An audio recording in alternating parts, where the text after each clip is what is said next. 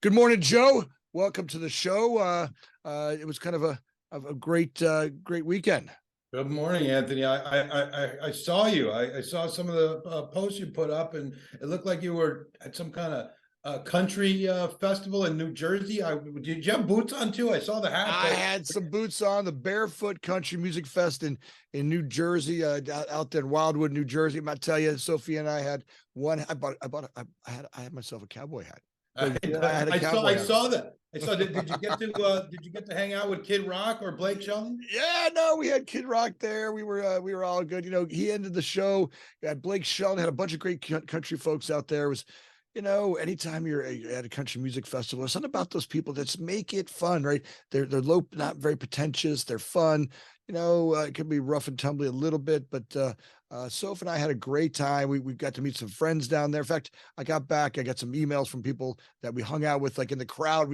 After a few days, we got some friends, but I got to tell you, the entire time I was there, something I got to talk about because I'm a little freaked. Look, I loved the festival.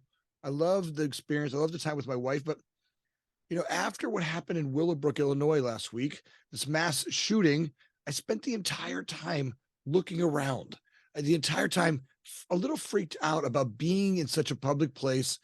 And I didn't feel great. I mean, like, I love the music, but I was feeling very uncomfortable being in a mass environment with all this gun violence that's going on. It's thrown me off a little, Joe.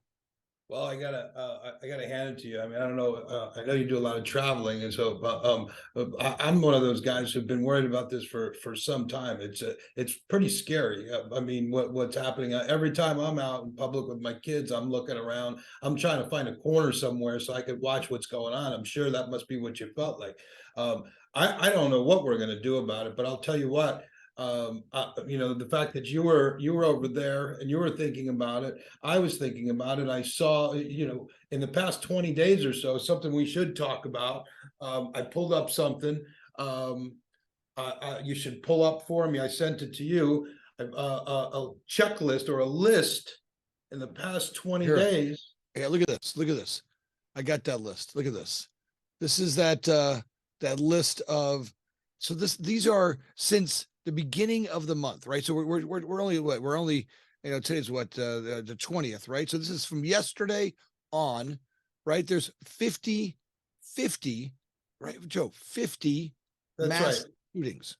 That's right. 5-0 for those who are not hearing clearly. 50 mass shootings since June 1 of 2023. And that is correct. And that is just absolutely insane. So for those who are not paying attention, for those who are not fearful about going out with their families to big events somewhere, are got their head in the sand. Right. I mean, you really need to pay attention to what's going on here. I mean, look, the bottom one just last week, Tennessee, 5 killed. 5 killed. So these are so you got one column is how many people were killed, how many people were injured between injuries and killed. Here you got in Milwaukee. I mean, Milwaukee, you're talking the center, God's country, beautiful place in the world, Milwaukee. You got 5 people injured in a gunshot. Martin Luther King Drive. You got Chicago, 3200 block of West 79th Street. 3 people injured, 1 person dead. You got Detroit, right? Rock City, right? Got Roselawn. You got 4 people injured. You got Willowbrook, right? Willowbrook, Illinois is like a sweet little town. I mean, these are good. This is upscale neighborhood. You're talking 22 people injured, 1 killed. Right, you got Missouri, St. Louis, Missouri, 9 people injured, 1 killed. You got Idaho. You're talking central part of the world, country, right? This is the Bible, but this is the good part of our country. You're not talking big. You're talking Idaho. You're talking 4 people killed, right? 5 people in North Carolina, 5 people killed, or 5 people injured, another one killed. Here you got 5. Chicago, another one, 3 people injured, 2 people killed. Another Chicago, 3 people injured, 1 person killed. Georgia, another Chicago, 5 people injured, right? I mean, Chicago's getting a lot of going through a lot of trouble right now with what's going on around here. It is scary. I'll have to tell you. By the way, we should give kudos to you know, the gunviolencearchive.org for putting this together, because it's an important thing that nobody seems to be paying attention to. I mean, it's right. bad. I'm paying attention to it. Look, I've got 5 kids. Every day I think about when we're getting ready to travel, getting ready to go around the world, another trip to Spain, right? Big groups, right? Large people.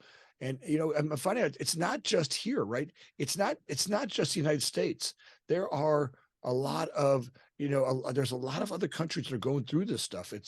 I saw an article here. Let me see if I can find this one. There's an article that I saw that we're not even the top of the food chain, but the places that are a little scary, right? Because we're competing with gun violence with third world countries. Let me see if I can find it. Here we go. Countries with the highest gun total deaths, all causes in 2019, right? Brazil, United States, Venezuela, Mexico, right? I mean, these are India, Colombia, right? The Philippines, Guatemala. These are some tough neighborhoods, right? These are places where the highest rate of gun violence, homicides per 100,000 residents in the country. This is in 2019. El Salvador, Venezuela, Guatemala. I mean, these are third world countries, right? We're up there, although we're not at the top of the list, but we're up there with some third world countries. And we got to start wondering what's going on out here. And I'm a guy who never was big on gun, stopping people from getting, but you got to start thinking about what are we doing here? Well, I'll tell you, I mean, and then you have places like Florida, which Anthony, you and I both go back and forth to that, I'm not even sure how this came about, but they just, completely made carrying, okay for everybody. And I guess if you have a felony, you can't carry, but that's about it. So now you can, unless it's posted in big block letters somewhere, no guns allowed in a bar, you could walk into a place with a gun. You can walk into a establishment that's serving alcohol with a gun. Right now, what is going to happen with that? And it's a scary situation. And not being somebody who has taken a position on either side for a long time, when I start to see 50 mass shootings in 20 days, I mean, that's more than 2 a day on average in 20 days. Yeah, Something has to be done about this. It's a topic that you and I have got to, keep talking about, make sure we're getting people out there hearing about it, because we've got to be talking about that, right? As much as we joke around about some things, this is not a joke. This is one of those places where, look, whatever side of the fence you're on, great. Look, I'm not telling you we're trying to take everybody's guns from you. Look, we're built on freedom, but we've got to start thinking about how we're doing this. Who's got it? My judgment is that it's the mix between medications, stress, finances. I mean, it's affecting our ability. And then people have a high powered weapon with them. And now you let them free in society. And we're seeing some conflict there. And I'm not sure I have any of the, or have an opinion on how we're going to stop it, but I just know that we've got to start thinking about it. These are the kind of topics where it's not that we have an answer. And every time someone says, I've got the answer, stop this, do that, I think we're all foolish. I think we got to start talking about it, right? And then start to work on ideas, right? And figure out how we can come up with a solution that will work for, for our, so look, if we want to continue to grow as a country, we got to have, I need safety, right? I need to know that I'm going to go out to a venue and I'm going to be able to get home from that venue and I'm going to be safe. Now, by the way, the New Jersey police were amazing. We as a group, there's 4 of us, we had 2 couples to this concert. I got to tell you, they were some of the best, some of the most gentlemen and ladies I've ever met. They were kind. I got a ticket from one of them, and the guy came over to apologize. He apologized. He comes over. He's like, "Hey, look, I wasn't gonna. It wasn't me. You parked over. I parked under like the cement thing. Their parking lot was a little confusing. I parked under the cement thing, which had a cement floor, and the other place was sand. I had a 2-wheel drive car. I parked over there, but the people that owned the ride above the thing, they called the police on me. And the guy's like, I was mad at them for doing it. Yeah, when was the last time a police officer ever came over? They were the nicest people ever. And then for I the don't rest think of that's ever happened to me. the rest of the show, they were just gentlemen and ladies, and they were kind. And with the crowd, every once in a while, myself and I had kind of made a position with a group of people, and you would kind of get every once in a while someone would come in and get rowdy, or someone would kind of push their way into the crowd, and they got a little aggressive, and you just kind of nod over to one of the police officers and one of the security guards, and they would just very gently, hey, look, you can't do that, got to get back out of that area. Everybody's already got their kind of territory marked out. Get here a little earlier tomorrow to get your space, like they did. And it was like, man, it was great. I didn't know fights broke out. I saw a couple people drunk and fall down, but that was, look, you're gonna have that when you get having a good time. So some people just don't know how to handle themselves. But it was interesting at its finest to watch the country crowd. So I got to that was an interesting one to talk about this week. But I think there's some other stuff we got to cover on there. What other topic you want to jump on? I think AI is always a fun topic. We talk about that, over and over again. And this is one of those weeks. There's a couple financial topics that I think we should touch on. AI being one of them, and cryptocurrencies is being another one. Today, Biden's going to talk to the AI folks. I mean, look, it's about time, right? We've unleashed the giant. I read the book Life 3.0. I'm going back 10 years now. I mean, right. This was his book. And ever since I read the book, I told everybody, you got to read this book. You got to read this book. You got to read this book. And it talked about the creation of AI and this AI platform called Prometheus, and how Prometheus was going to create, change the world, and how it started to learn, and its ability to learn and speed it learned. And they had it in this little boxed up area. They had it separated from the rest of the world, right? They had it in a controlled environment, right? Where they could practice with Prometheus, but they were amazed by how fast it grew and how fast it learned.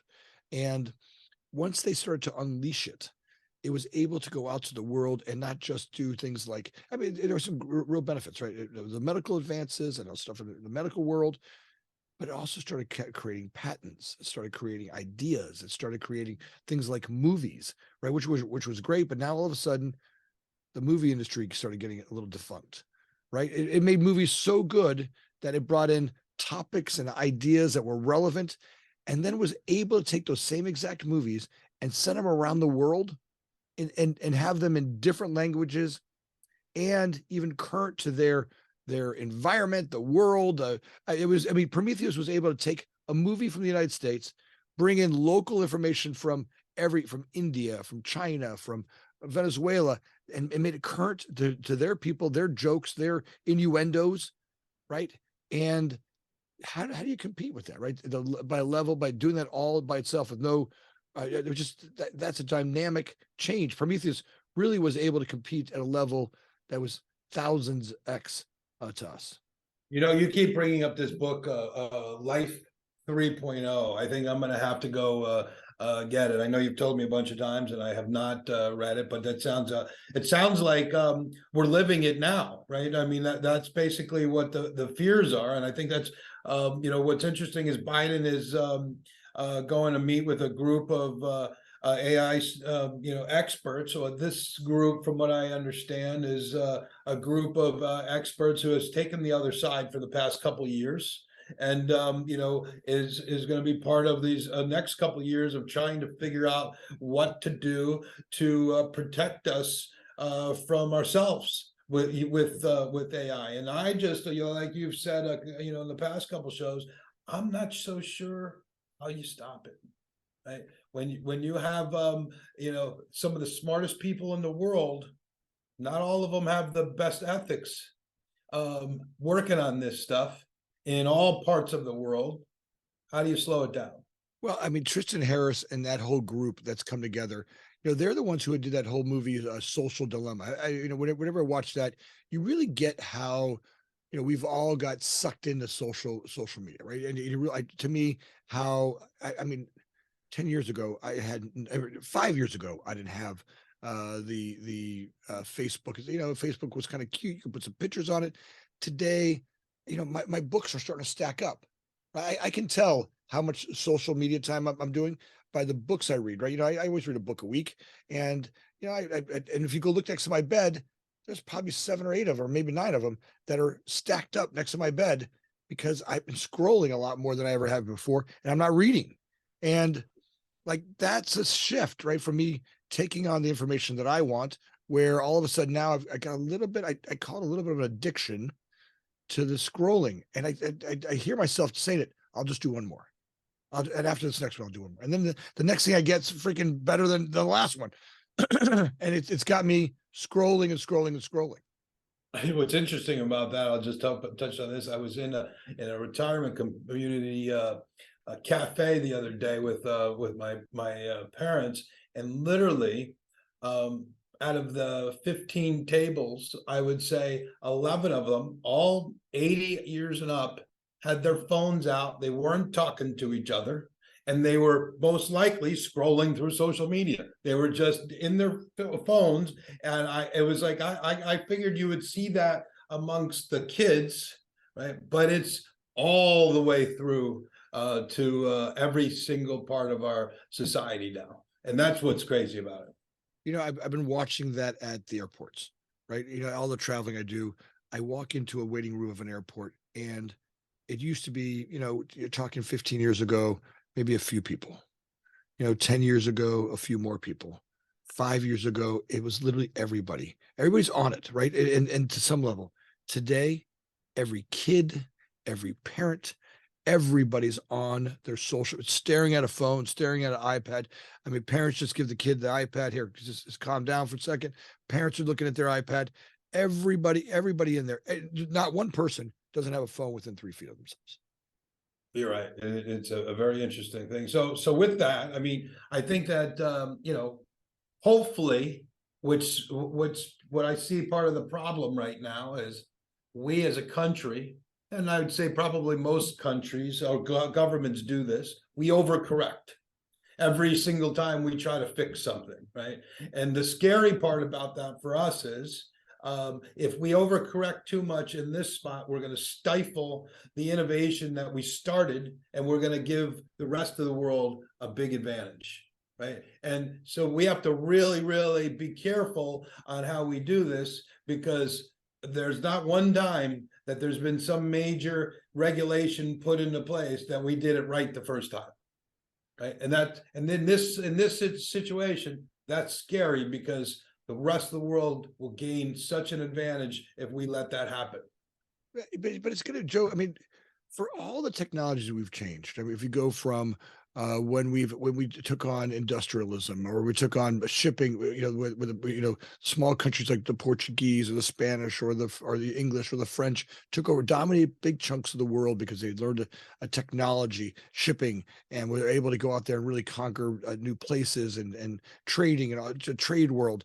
You know, those were all human initiatives, right? Even when we could go look at things like the nuclear world, right? You go look at the nuclear world.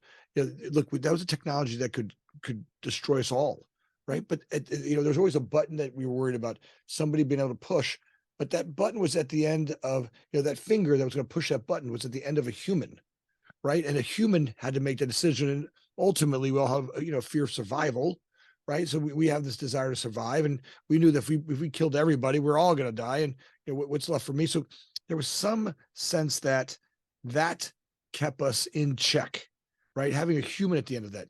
But today, this technology, you know, this Prometheus style technology, this AI technology, you know, what I think we all worry about is Skynet, right? Or where AI starts to become its own you know, its own control. And I think that's what Tristan Harris is talking about. Like, but look, we see what social media did to us, right? It got to the bottom of our brainstem. It was a race through all these social media people to get to the bottom, the addictive part of our brains. How much time can I get you on there, right? How much time can I get you to spend on your social media, right? And that, and you can see that in Tristan's talk. Yeah, no, I think you're 100% right. That is what we have to worry about, and then you have you know, I guess we're kind of shifting to what's going on from a business standpoint. You have this crazy enthusiasm, you know, the exuberance of you know, bullish markets that you have where money's coming into this at rates that we've never seen before. This is crazier than even in the .com, because we're only 6 or 8 months into this, and you're seeing things like in Paris, a Paris company last week. Maybe you want to serve this up. I think we have an article on this where this Paris company last week raised 113 million. I think that was the number. Yeah, 113 million. I got it right here. Look at this. Look at this. AI company raises a record 113 million just months after being forged, despite having no product, only hiring staff right now. So look, that's the .com stuff. We remember that. Come on, Joe, we were both part of that .com boom, the 2000s and all the early, late 90s, all the .com craze that was there, right? How many people just went running into that whole gig, which, hey, look, I get it, right? There's some real benefits to what's going to happen with AI. There's real benefits. But I think what Biden and the group are looking at right now are saying, hey, or Tristan and his group are saying, hey, just let's before we do this, how do we do this in a way that doesn't have us all extinct? Right. Well, I think you're right, and they need to continue to look at that. But I think the areas that they're hopefully will take a little bit of a play out of what's happening in Europe right now, right? It's like making sure and I think we've talked about this before. The regulations have to start from just the basic things that we have to do today, which is protect privacy, right? Protect you can't make it so that somebody's going to be able to use AI to act like you.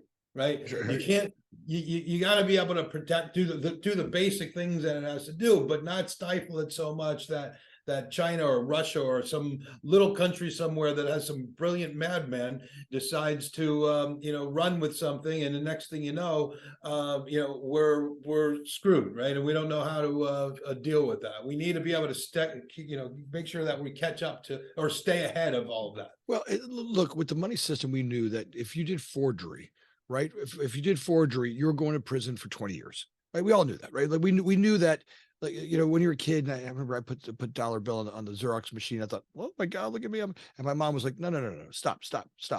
That's a federal offense. You go to federal prison for that. And you stopped. You knew that forging money, and we took it really seriously as a government. We took it really seriously, knowing that forging money was bad for all of us. But somehow or another, we now have all these deep fake AI out there that can now copy who I am. And that to me has got to be something we talk about it. We've talked about it before. We've got to make sure that we stop the fakes, right? We got to be able to stop you can't pretend to be me, right? Without my permission. You can't go out there and, because all of a sudden now it becomes, is that my parent? Is that my boss? Is that the government talking to me? You're not going to know who you're talking to, and that becomes unfair playground for any of us to be able to operate in. And I agree with you 100%. And I think that kind of goes back to where we were just talking about the money coming into this, and that's one of the reasons why we have to be careful as investors. For the viewers out there that are investors, you have to really pay attention, whether it's an AI story or a crypto story, what you're investing in. You can't buy the hype. Anthony, you can tell. I know we talked about this earlier about following the hype too much. What happened, just months ago when you got a little bit crazy around the metaverse, right? Well, yeah, okay. Here now I'm watching. Right, stop. I know you're making fun of my whole metaverse play, but look, it rightfully so. I got caught up. I saw Zuckerberg's video on the metaverse. I thought, oh my God, this is great. I'm gonna get ahead of it. And I had some money to play with, and for me, I'm not taking my kids, lunch money. I'm not taking my family's bills. I took some extra money I had that I could have used on a vacation or a trip, or same money that I would use to go gambling or something like that. It wasn't, but I took some money, I invested in it, and it was enough that it hurt a little bit. And all of a sudden, I thought I'd circle myself. I circled the field and kind of look at what's all going to be in the metaverse. I looked at companies like Meta, and I made a big investment in that, which dropped dramatically, but thank God it's coming back a little bit, right? It's coming back almost to where it was. I got some utility stocks. I got some Disney. I bought some the 3D camera folks that are out there tracking all 3D, 3D of the the world and try to have a 3 image. And I lost my right now. That portfolio is less. It's 60% down. Right, some of those stocks in there that are almost 80% down, and that's where you just got to be careful when these things come along. And that's why we do why we try to cover some of this stuff. And when you see in this craziness going on, don't buy the hype, because we buy it ourselves. I mean, you've done it, I've done it in the past, Yeah, right? See yeah. something and you go, oh, I got to be in that. But when you really think about what's going on in the AI world right now, it's important to sift through what's real and what's not, and it's important for us to stay ahead and try to really figure it out. We're going to keep bringing you stuff on that, but for everybody that are investors out there, be careful, because there's a lot of hype out there, and it's going to get crazier before it comes down to reality. Joe, I think it goes back to common sense, and this is where I lost my common sense. Right, all of a sudden, I thought this. I got a little caught up in. I didn't do my homework. I don't know the playground. Right, I ran into it with a little bit of exuberance, maybe even greed. Right, part of me was a little greedy, and I was a little bit get rich quick. And nothing I've ever invested in get rich quick has ever worked out. Right, I mean, if I look at everything that I'm invested, that I've done well in, it's real estate, right? Places where I buy properties, I work hard to fix them up. I'm a good landlord. I fix doorknobs, I fix their air conditioners, I make sure that the roofs don't leak. I work hard. They're slow, long-term investments. Over 20 years, I'm starting to pay off mortgages, and I take my time. I work hard on those, but they're solid. I can go over, I can touch the door, I can knock on the door, and I know I've got something there that's an asset. Right, with these crypto things, a little bit of my exuberance got carried away, and there are other places in life where I've learned. Right, I had a friend of mine call me up the other day, and he's like, "Hey, you want to invest in my restaurants?" I'm like, "Oh, he's buying a bunch of them. I think he's buying 6 or 7 of them, and I'm like, I no, but here's what I'll do. I'll come eat at them. I'll come here. I'll make an investment. I'll come eat at your restaurants, because why? I know that what is it? Almost 100% of all restaurants at some point fail. Right. I just know, but I've seen that. What got me in that whole crypto thing, or what got me in that whole metaverse the thing? metaverse thing, right? Yeah. Metaverse thing got me carried away. Yeah. Let's jump in. Let's jump and talk a little bit about those electric vehicles. Right. What's going on with electric vehicles? There was a great article out there with Henry Ford, the grandson of there was a great article out there with Bill Ford, and he was a grandson of Henry Ford. Right, he's remember Henry Ford? He's a guy, Ford Motors, and really created the whole assembly line, the whole idea behind it.